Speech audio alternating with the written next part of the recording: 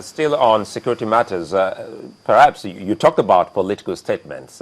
Tell us if this is also a political statement from the former governor of Abia State that accused the government and security agents of throwing bombs all over the country, and at the end of the day say it's Boko Haram.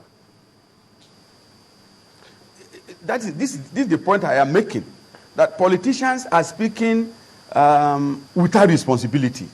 What we're hearing is so strange.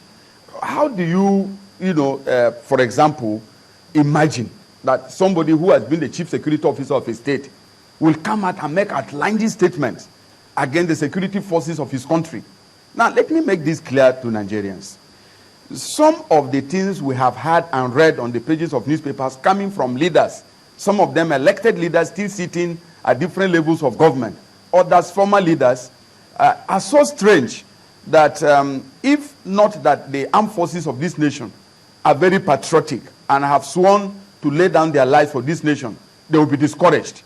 Now, there is no week that goes without armed forces, security forces, police being attacked in some northern parts of the country. There is no week we don't lose soldiers or lose policemen in the face of this war on terror. And it is strange to say, for example, that the police are bombing police stations to kill themselves, or the soldiers are attacking themselves to die. What would be the purpose? Well, he said, I must ask. To increase the security votes. I must make it clear that, no, let me conclude. I think the statement credited to the former governor of Abia cannot be taken in isolation. Several people have been making such careless statements, and I want to call on them, please. We must appreciate the great job that the armed forces have done in stabilizing and containing the attacks in this country. And we must know that many people are losing their children. The soldiers belong to families. They have mothers, they have parents, they have brothers and sisters. The policemen, they are dying, every month. The least we can say is to appreciate the role of the armed forces and the critical job they are doing for this nation. And no matter what we say, the armed forces of Nigeria are still the frontline armed forces in this nation, in this continent. They have done a great job. They are doing a very great job in the most difficult circumstances, and I think we should appreciate them. Every attack in this nation has been claimed by Boko Haram or some segments of it.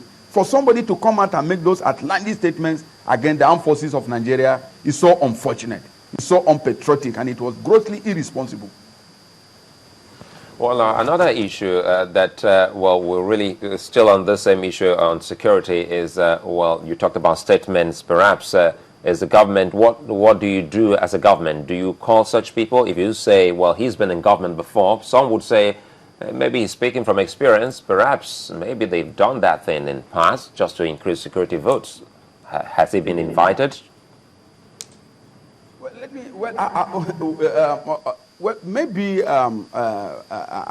me just say this. There are people in this nation that we expect that based on their own honor and sense of responsibility, they will guard their tongues. They will be a bit more responsible when they comment on sensitive issues affecting the nation.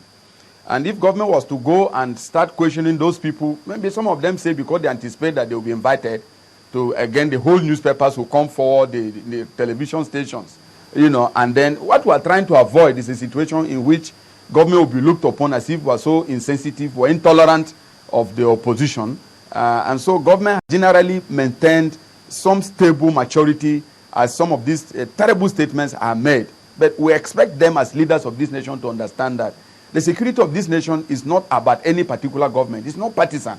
And I think no matter which party you belong, no matter the political opinion you hold, or what your opinion is about those who are in government now, you must separate us from the future, the progress, the security of this nation. And so we still call on them, former people that have led this nation at very critical level at the state and other levels. We expect these leaders to show responsibility, to show sensitivity, to show patriotism. You never see any other nation whose armed forces are deployed to secure the nation being attacked by politicians. It's not done. Go to the US or go to other countries, you never hear this. I think it all has to do with our own level of patriotism and commitment to the nation. We think we can just say anything, but once you have become a leader, there are things you should not say because you know they have weight and they can cause problems. And I think that I call on all our leaders to show responsibility at this critical time in the history of our country.